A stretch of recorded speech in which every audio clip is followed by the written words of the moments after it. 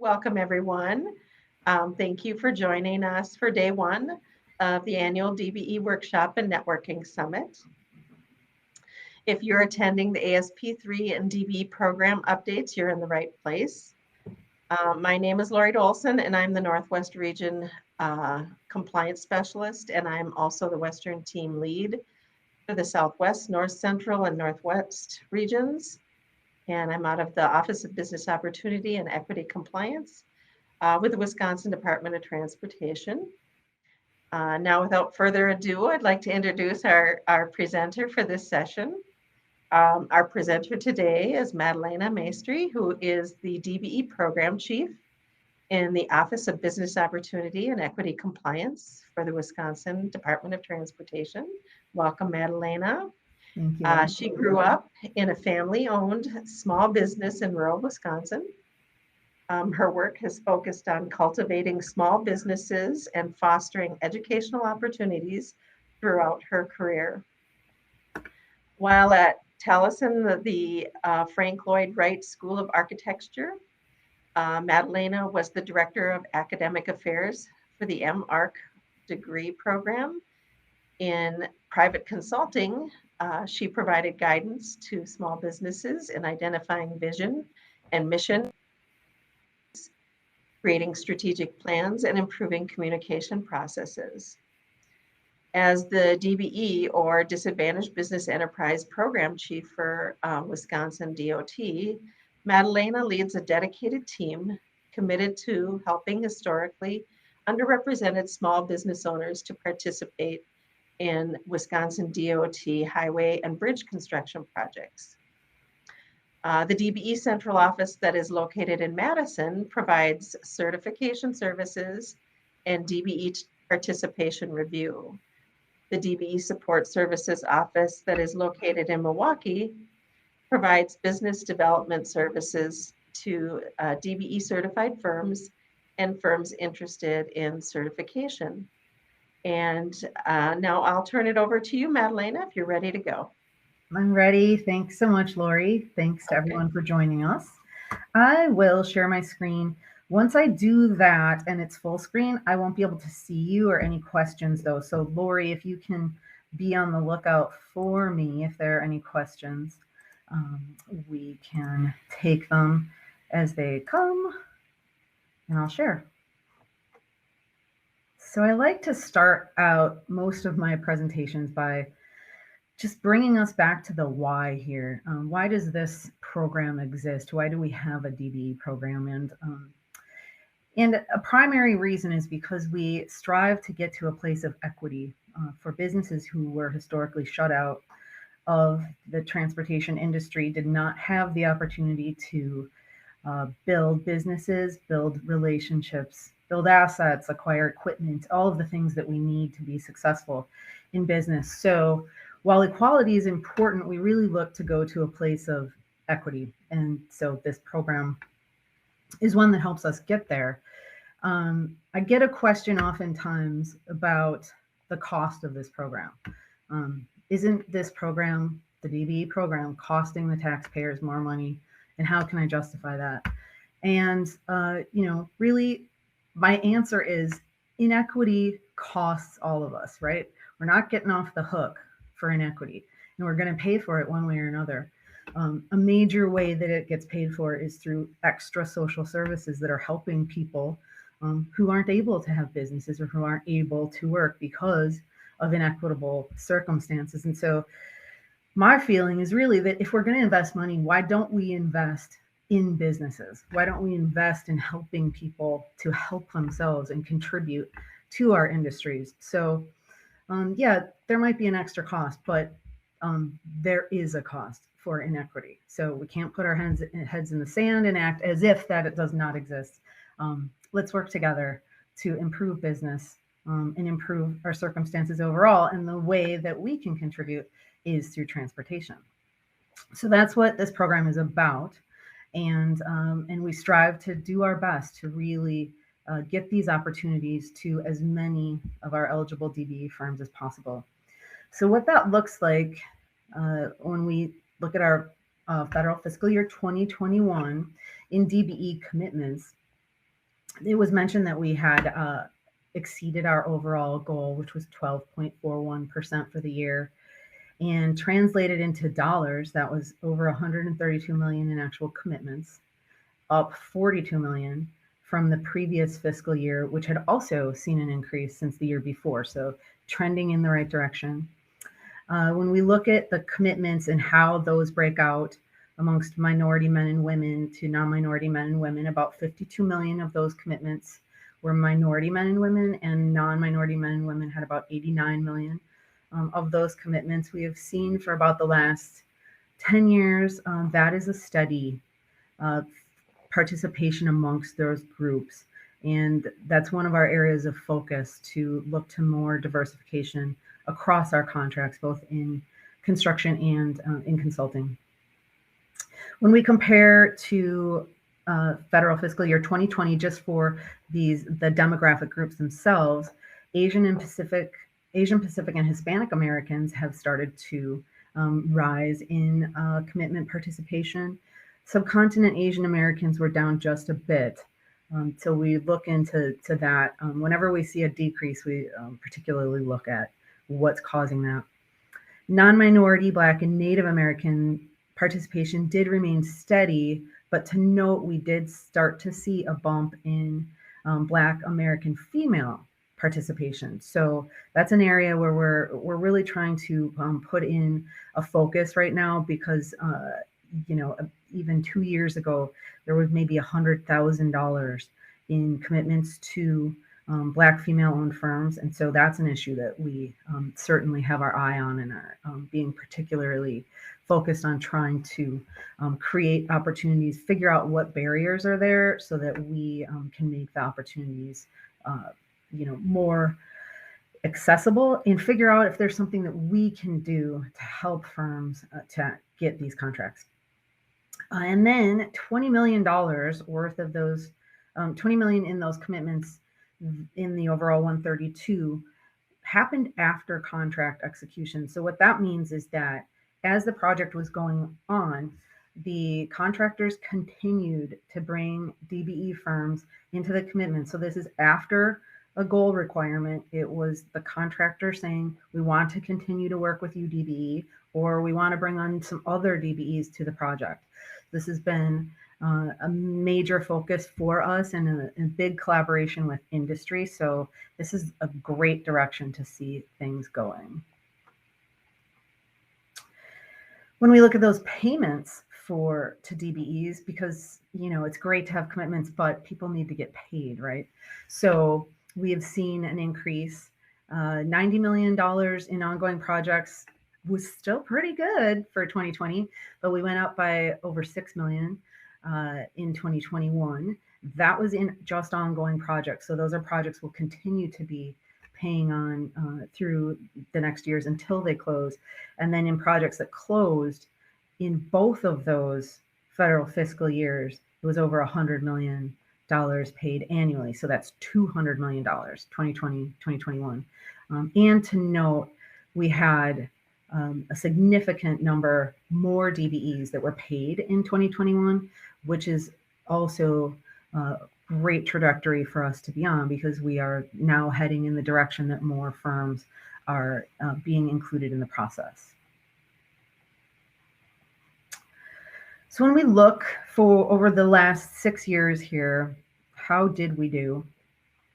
The program has steadily grown.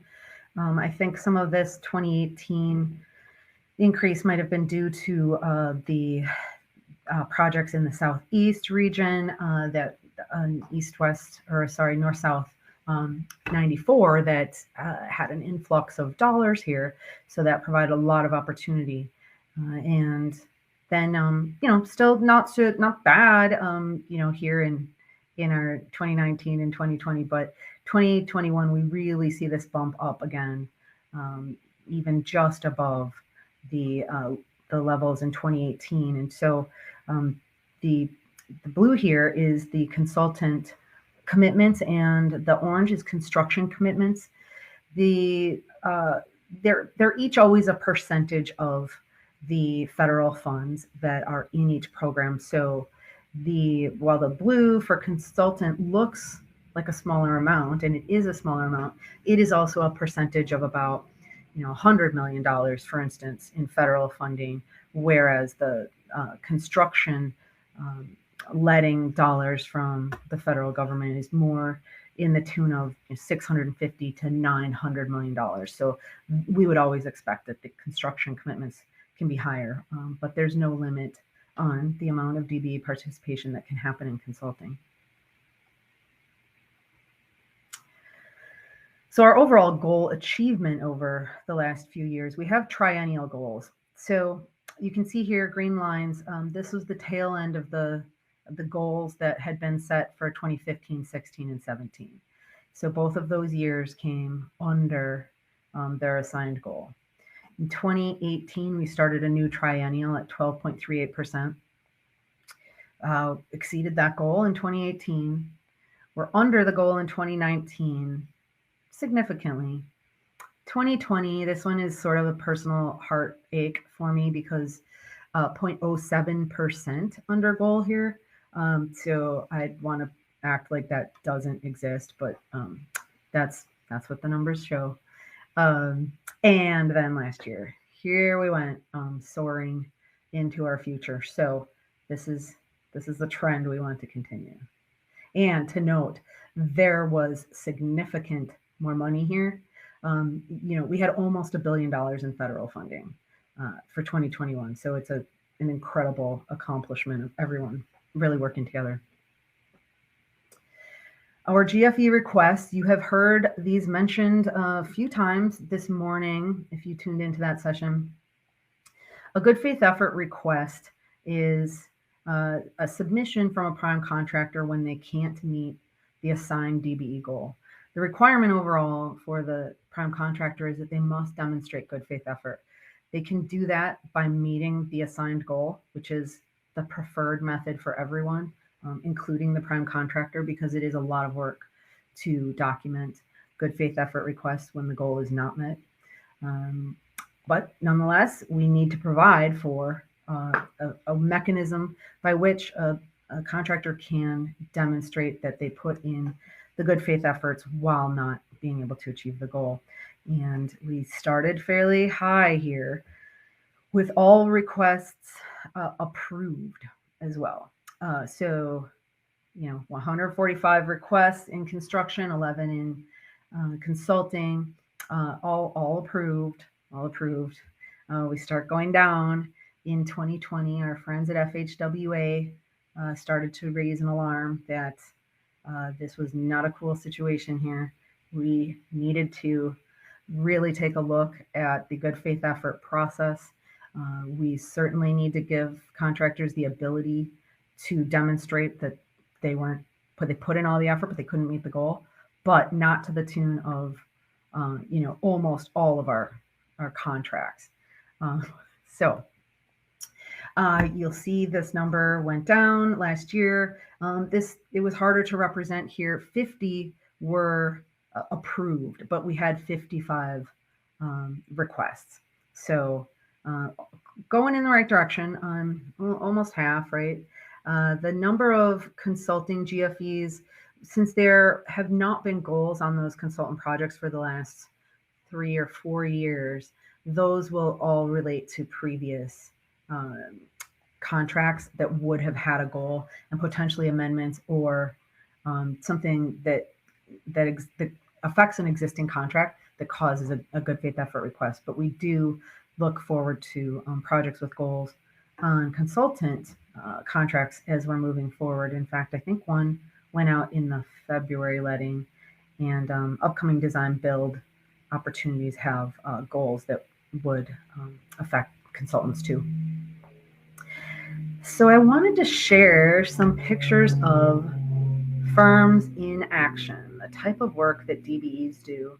I know that there's a significant number of DBEs on the call, but or in this session, but there may be others who are sort of trying to figure out what kind of work is out there, what sort of opportunities are out there. And so these are just a few of them that are very common. You'll see beam guard installation here, which our colleagues in DTIM tell us there's going to be a lot of beam guard work coming up. So any landscapers on the call, you might want to look into a code expansion if you're not already installing beam guard.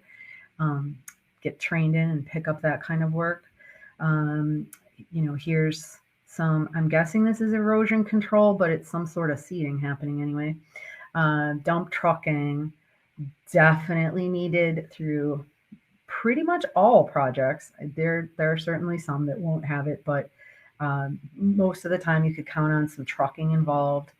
Saw cutting is common, and/or drilling. Often those will happen. A company can do both of those things.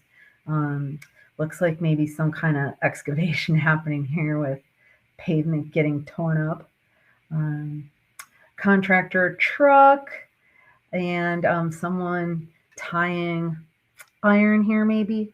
I know I should have checked in with my engineer before I decided to share these pictures with you and try to talk about them knowledgeably, but I think this represents to you a good idea of some of the opportunities that are out there in subcontracting for DBEs. And we know that we really want to focus on increasing DBE participation. There won't be a magic solution to this. We have to sort of attack from various perspectives. And now that we are in a stable place in compliance to the regulation, and we're more in maintenance mode there, we can really start focusing on our DBE firms, outreach to firms. Phone calls are underway. You may have already received a call. We are really interested in finding out, do you want to work with WisDOT? Not everybody does. Sometimes municipal work or private work is your preference. That's okay too. Our certification can be helpful in a number of ways, but if you want WisDOT work, then we want to connect with you to find out what can we do to help, what sort of barriers are you experiencing, what has been successful, right? Because for those of you who have been very successful, we want to also take those best practices and share them with DBEs who are now trying to make some headway into the program. Some of the ways we've increased our support to DBE firms is through coaching.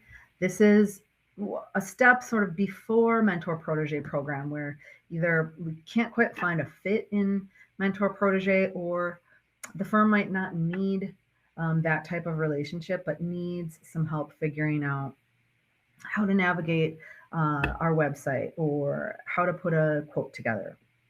Maybe how to think outside of the box in what type of work they do, so that they can make a pitch as an incidental to contract item, where it might not be specifically listed in the contract, but could be something that they might be able to highlight in a niche area that DBE does.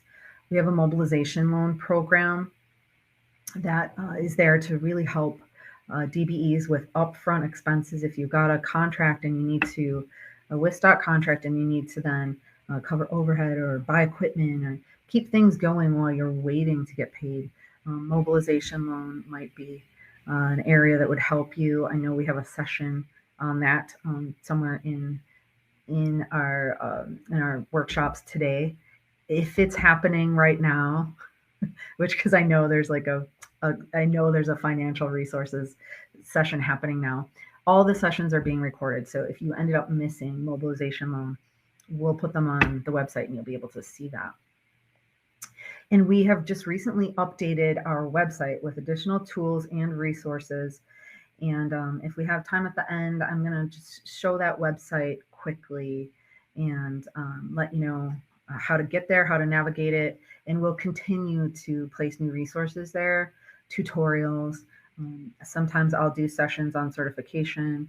My team might do other sessions as well that would be helpful to you. We do quite a few sessions with industry as changes are happening, or we're introducing new tools.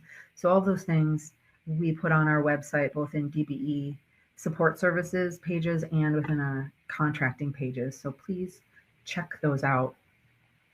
And so another strategy for increasing DBE participation is to look at expansion and recruitment. So expanding the work our existing firms are already doing. Are there things that you can do that you aren't currently doing? I mentioned the beam guard one, sign installation could be another. So there may be things that you could expand either in your existing NAICS code or adding on a new NAICS code if you can demonstrate technical competence in that area. The Mentor-protege program can be one strategy in expansion as you get help from the mentor firm to expand into a new area by getting some hands-on learning. And recruiting new firms, particularly in the northern regions. We have fewer firms in Northwest, North Central, Northeast. And we know a lot of those bridges that were mentioned earlier are going to be happening. A lot of that work happens in northern regions. And we also know 41 in Northeast region is a mega project. And as that comes back online, there will be so many opportunities. So we really want to make sure that that we've got people there ready to take advantage of these opportunities. Another strategy for increasing DBE participation is a program study that we are engaging in with UWM. It has just started and it will last for 18 months. We are looking again at specific barriers that DBEs face. How do we address and remove those barriers? We want to promote the use of DBEs in WisDOT contracting overall. So what can we do internally to improve our processes so that DBEs are utilized more frequently? We want to look at more recommendations for developing successful firms. A lot of that can come from having conversations with firms who are successful. And how did they get there? How have they found this program to work for them? We also want to be able to have flexibility in defining opportunities for DBEs. Some of this has come from our work with other states and learning about their programs. That will also be part of a survey that's happening through this research study to look at what are other states doing, what are their best practices, how might we apply those here at WisDOT. And looking at our award process is definitely important as well, because we want to make sure that the way that we handle our awards makes sense, is giving everyone fair opportunities. And this is particularly in consulting, because we know there when we have a qualifications-based selection, that works a bit differently than the bid letting process, and bid letting doesn't have room for qualifications in the same way. We're looking at a low bid environment in general when all requirements of that proposal are being met. So what can we do in consulting that needs our lens there? And so overall, promoting transparency. We want to make sure we're always doing that. So here are some more photos of DBEs at work, more examples of the type of work that's out there. As I was looking through and collecting pictures, I was just so impressed at the massive scale of work that is required. And I think I'm just so grateful, really, that I can have a little piece of this. We all benefit from having good transportation, roads, bridges that work and that function. Pretty amazing. So to be able to be a part of it to any degree is great. And so you can see here that we have to think of every piece that's involved. There's stuff going on underneath the road. There's electrical work. There's actual paving. There's trucks that are bringing, the aggregate back and forth and picking things up from plants. And of course, we've got to have somebody controlling traffic and making sure that that people are safe. So yeah, pretty amazing. So also some strategies for diversifying consultant contracts, which I mentioned, work a bit differently. We will engage in a pilot with the Southeast region where we can look at a few different ways to potentially diversify contracts. And what I mean there is trying to get the opportunities for these contracts out to more firms that are currently engaged.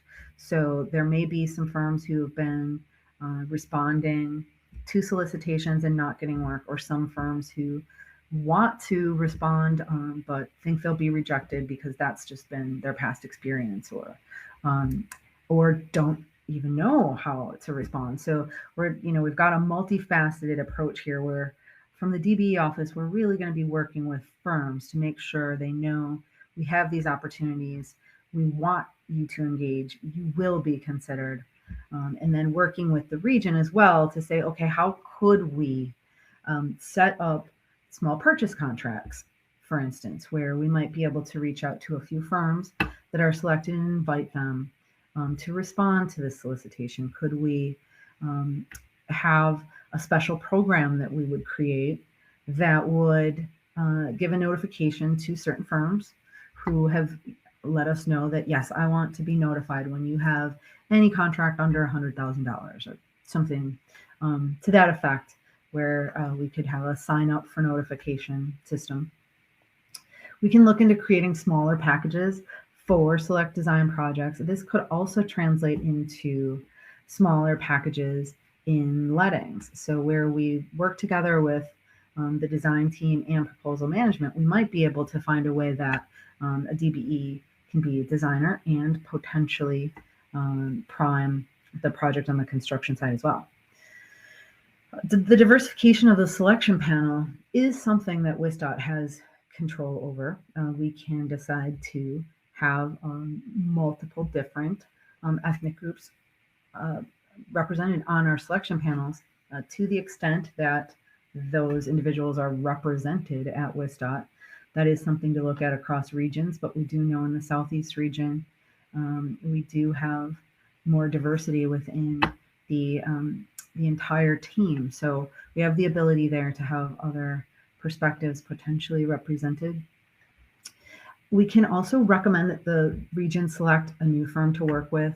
Maybe each solicitation will be too frequent, but we can come up with a time frame or a guideline that would say, here's where we recommend that for new firms to break in, but also for sustainability of our program overall, right? Because we need to continue to grow the amount of firms that do work with us in consulting here. So could we give a recommendation to our own teams to work outside the comfort zone? Because, and this is something that comes up a lot in terms of relationships and how we determine who we're going to work with. And it's human nature that we work with who we know. And also when you look at something then on the level of risk, in these cases, we're trying to protect the project, right? We have to make sure that we've minimized risk as much as possible. So how can we do that, the risk mitigation, while expanding the pool of firms that we work with? And so we know we also have to get our prime consultant firms engaged in this process as well. They need to be bringing in new firms to work with them, who then in turn are getting to know WisDOT along that path. And then what we hope to do is apply what we learned from this pilot to other regions. So these are some more photos that focus more on our consultant work. So really all types of work are possible in consulting. These are some examples of designs that our consultants did, and pretty amazing. Though I know I always talk about how roundabouts make me a little bit crazy, and in fact, I drove over the round part of a roundabout in Wanakee yesterday on my way here.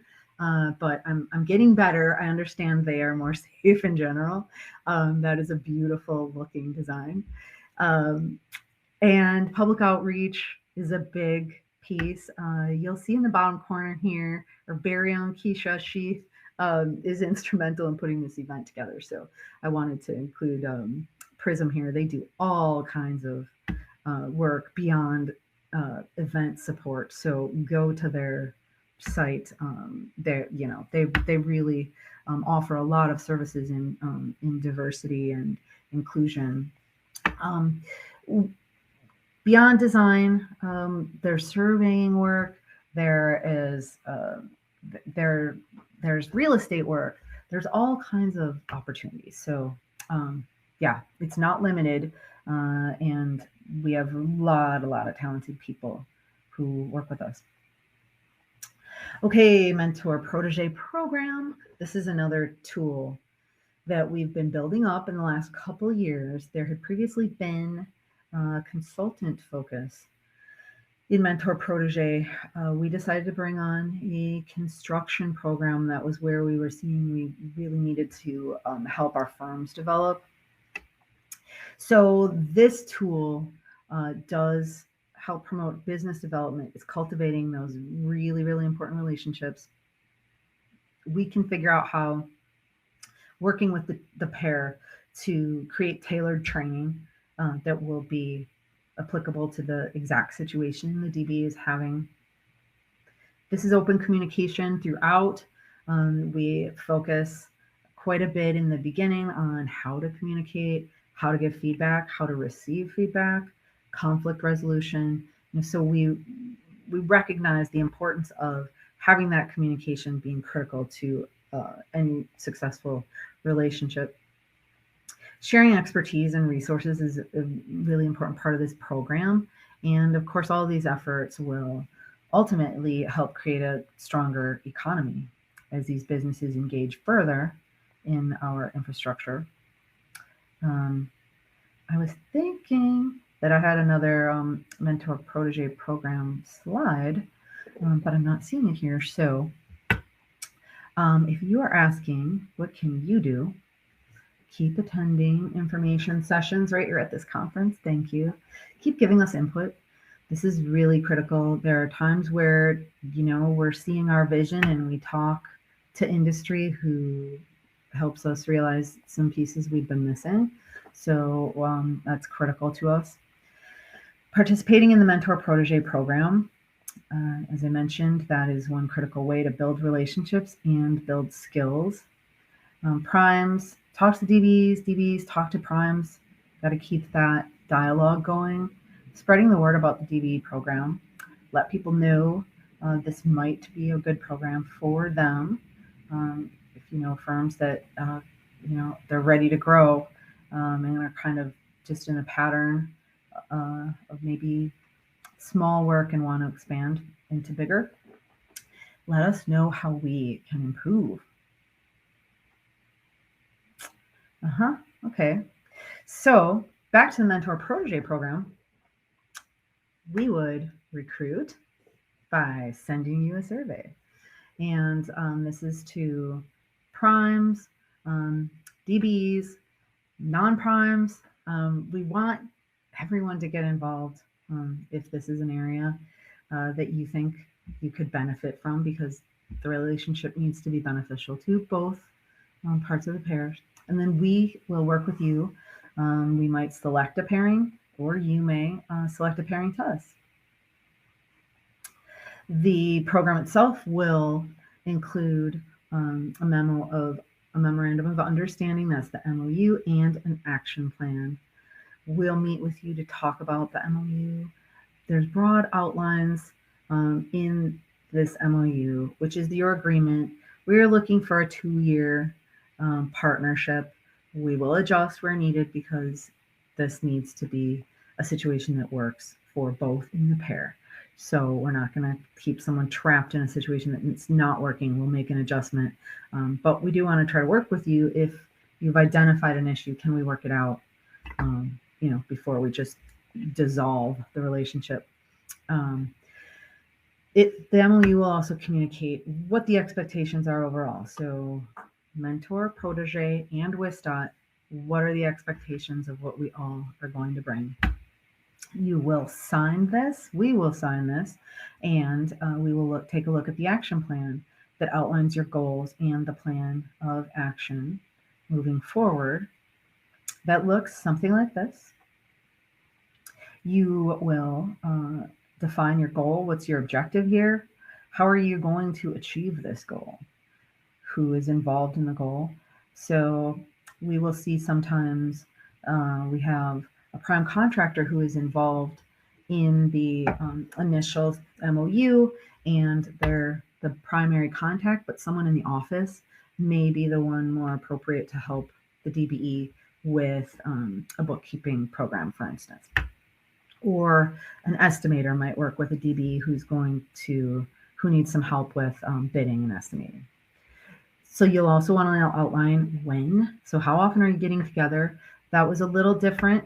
We saw some changes during COVID, but now more so we see people being able to meet more together. But I think COVID, one of the things that came out of it that was beneficial is that we did learn that we can work quite a bit at a distance together. If we've got a computer, and especially if you can see somebody's face periodically, we can still keep those relationships going.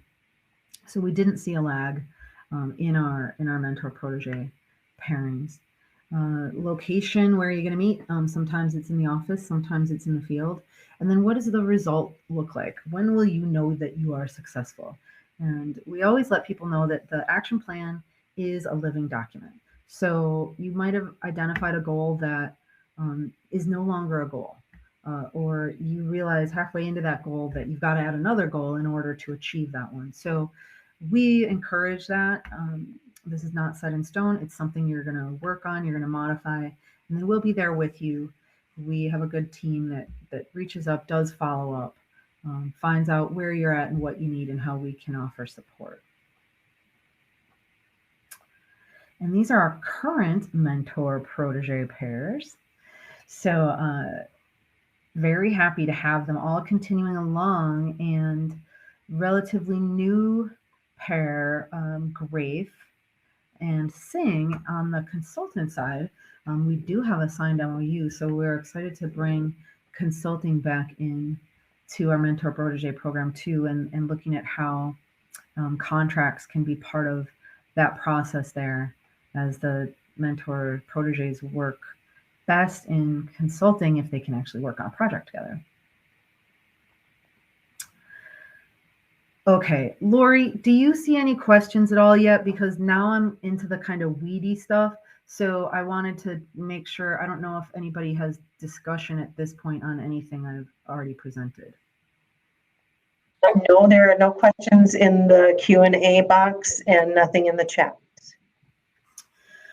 Okay, well, that either means I'm just doing such an amazing job that I've left no questions, or you aren't listening, so you have no questions, or you're shy. I don't know. There could be other reasons, but please feel free to engage at whatever point works for you. I want to share a few ASP3 updates. If you are not familiar with working with WisDOT, ASP3 is one of the special provisions. It's called an additional special provision that is attached to a contract. This one, ASP3, when there is a DBE goal. So in order to put a DBE goal on a project, it has to have federal funding. And then if there's a DBE goal that is assigned at the project level, then ASP3 becomes applicable, and there are guidelines for primes, any tier, DBEs to follow to make sure that they comply with federal regulation and with rules, WisDOT rules. So, neutral participation tracking. What is this? This is that after contract execution, the $20 million I mentioned. So these dollars, as we pick them up after the contract is underway, we need to track them.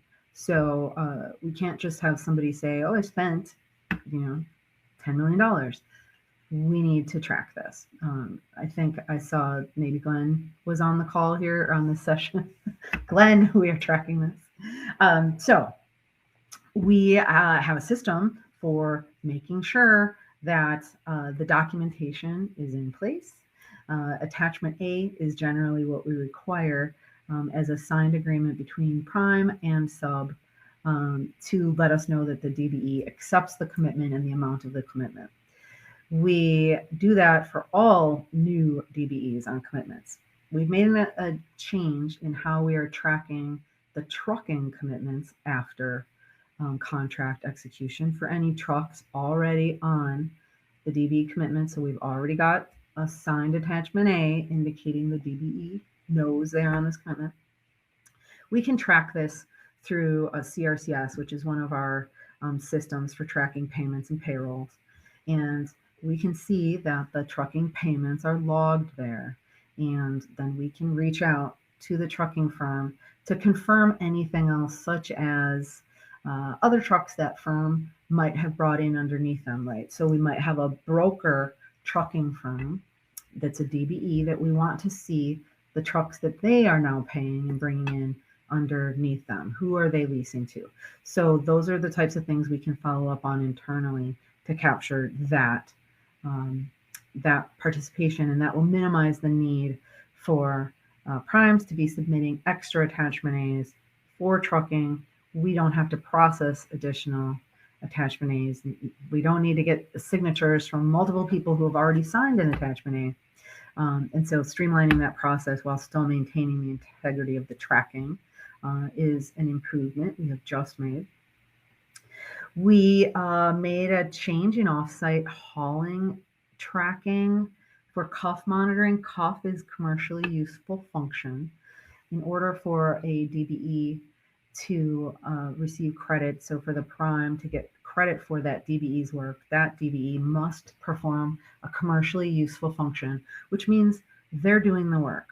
They're using their own forces. They're in control of the work. They've got their own equipment. They're doing their own bookkeeping. So this needs to be monitored across the board on all our projects. And for offsite hauling, in which some trucks may not be on the construction site where they were originally committed, but instead might be hauling from a pit to a plant. How do we monitor that the DBE did the work? So we've created a new process for this. I won't go in to much more detail on that, but we have a process now for monitoring that, and have been steadily communicating that out. You can also get more information on our contracting with a DBE webpage that I mentioned. Commodity and bulk supply purchases. This has been part of ASP3 historically, but we have added a process now for how you can submit commodity and bulk supply purchases. And what do I mean? So there are opportunities for primes or other tiers to purchase supplies from a DBE prior to the season starting or prior to a job that they're going to use the supplies on. And then what? How do you apply that to a job that didn't exist when you bought these supplies in bulk or fuel? Well, we have a process now for you to follow through with us using that attachment A, invoicing, purchase orders, etc. That's laid out in ASP3 so that we can allow you to claim credit, buy more from DBEs, knowing that you'll be able to apply that to work as long as that purchase and use is completed within the fiscal year, the federal fiscal year. Okay, so more information in ASP3 on that. And the bid letting update that I'll very quickly mention here that went into effect February of 2022, the documentation that is required at bid from all bidders to show their DBE commitments.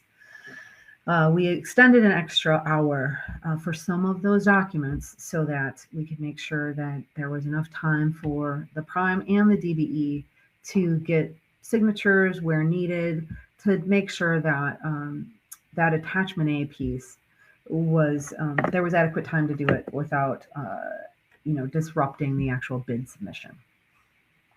Okay, so if you are a prime contractor and you have questions about these, you didn't see any of the sessions we've done, just follow up with me. Madalena, there was a question from Marina about, can you provide a successful example of mentor-proteges? Yes. Thanks for the question. Okay. So one that comes to mind that I think is really excellent is we have an excavator. No.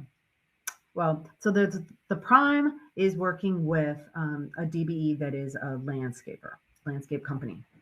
And so that landscape company wanted to do a new type of wall that they haven't done before.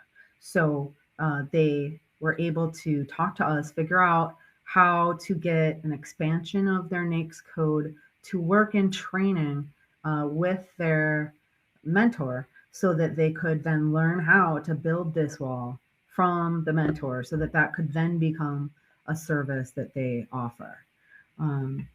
I've also, another example is because, as we've talked about, relationship building is so critical. And so one pair told us that what they had done, the prime, so the pair is a prime and a DBE, but sometimes primes will be subs to other primes, depending on the project. So in a case where this prime was a sub, they were able to bring in their DBE by saying their DBE, their protege, by, assuring the prime that, yeah, I'm vouching for them and bring them in. So I know you haven't worked with this firm before, but they're coming in with me and you trust me. So, we should be good. So I thought that was just like exactly what we want to see, right? Opening a door that wasn't there before, helping the DBE to build that relationship so they can go work for that prime on their own in the future. They won't need to have come in under their mentor. So those are a couple examples. That's on the construction side. Good, Lori? Yeah, that's the question that came in so far. Okay. So this is our newly updated WisDOT DBE support services page. This particular page is not linkable, but if I have a little bit of time and I can figure out how, I will show you the website. But this is what the new page looks like, and you can click into each of these areas here for more information. This is the main menu for the DBE pages. You'll see we reorganized them if you're familiar with our pages. It's now in alphabetical order, and then there's another area here where you can look at how to get in contact with us. We're updating the calendar so it will be interactive and you'll be able to save events to your calendar. We do a lot of stakeholder outreach. Our compliance team does quite a bit of outreach and work with industry as well. We want to get those opportunities out there. And we also have a trans program to help develop diverse labor. And so those events are on there. So there's a lot going on within OBOC, our small office. So that calendar will be really useful. The contracting with the DBE page that I mentioned, that's another area of update, and you'll find the DBE directory there. DBE directory map can be found as its own item, but in that contracting with the DBE page, I'm always recommending people just go there because all of our updates are there. Anything to do with ASPs, if we're going to do a session for industry, it'll be listed there. And you can see any of our past updates as well. So super helpful. Lori, did I hear you come on? We have about 10 minutes left, so just giving you a time check. Great, thank you. Where we're at. We probably should move to questions here pretty soon. Perfect. I'm happy to do that. I think I'm. Okay, man.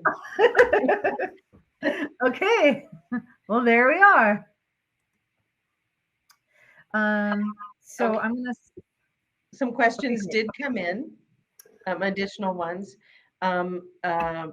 One was when sending out surveys to DBEs, and I'm thinking it's the mentor protege. What is the response rate?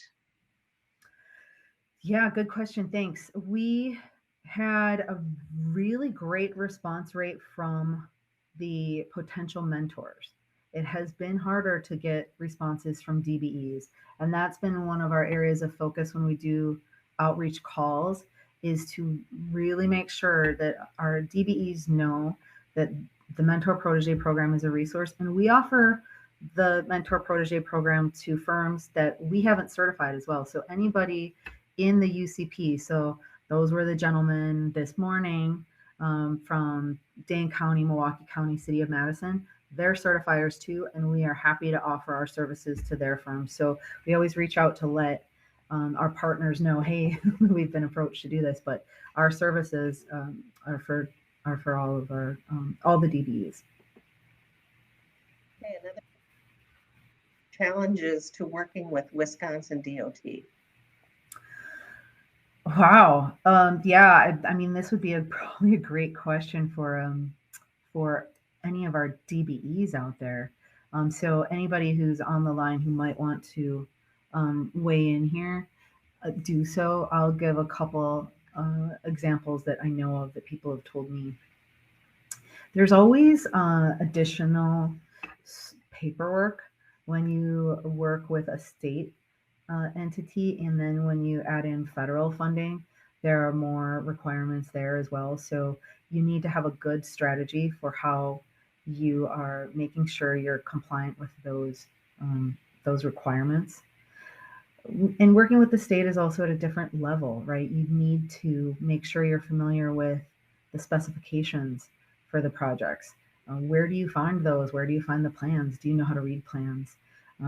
It would be a much bigger type of project probably to take on than what you're used to in smaller municipal projects. So making sure that you are ready, and if you aren't sure, then using the resources we have to help you identify how you can get to a place where you can commit to a job. Because I know nobody wants to, be out there doing your best and you just underestimated what it was going to take. So that's why we really want to help set you up for success. Okay, Marina also commented, I find that some DBEs don't feel being certified is beneficial because they assume DP directory, they will be sought after, which isn't the case. So I would imagine getting the word out there is the question, or it's just a comment. Mm-hmm. Right. Well, I guess what we always like to make sure that we're stressing as well is that it is a two-way street in relationship building. So we make sure that the tools are out there, that people are aware of the tools, that we improve them and we make them as accessible as possible, as accurate as possible. You know, we've been putting a lot of effort into making sure that the contact information is correct. We're working with our partners on that, so that anytime you go to the directory, if there's a phone number, you should be able to call that phone number, use that email to get a hold of the DBE. So we're trying to do our part there to make sure that that directory works and that anyone who's going to hire a DBE has a functional tool.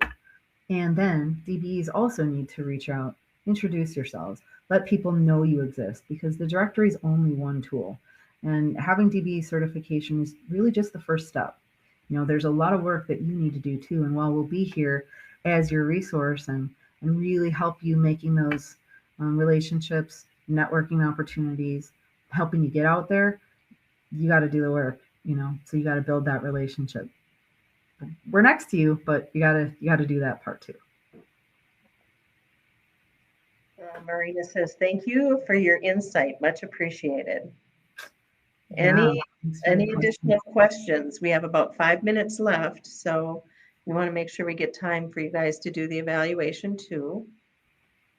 Okay. I know one question that I always get from DBEs when I talk to them is how can I be more competitive with my prices? You know, and I've shown them, I don't know if you have any insight into that, Madalena, but I've showed them the HCCI site where they can take a look at the all bids received so they can see what the prices were that were bid on various projects, and it shows all of the bidders and all of the bid items. And so that's been really helpful. I don't know if you have any other insight that you can share. We have about 4 minutes left. Sure. Yeah, that's a great tool. Thanks for recommending that. There's a session coming up later today on navigating HCCI, which is that website that you are mentioning. So for anyone interested, go check that out. And there's also a plan reading session. So that could be helpful to you also in trying to be competitive. One of the things that we've asked that primes do following lettings is to reach out to DBEs whose quotes were either too high or too low. Because too low can also be an issue, and give some feedback on what it is that they might be able to do, considerations that they should be taking into account so that their bid can be one, their quote can be one that is considered in the next time that they submit one. Good question. Thanks. Okay, great. Thank you, everybody, for attending today. We do really appreciate your taking the time to be here. Thank you for joining us today, and we'll see you in the next session.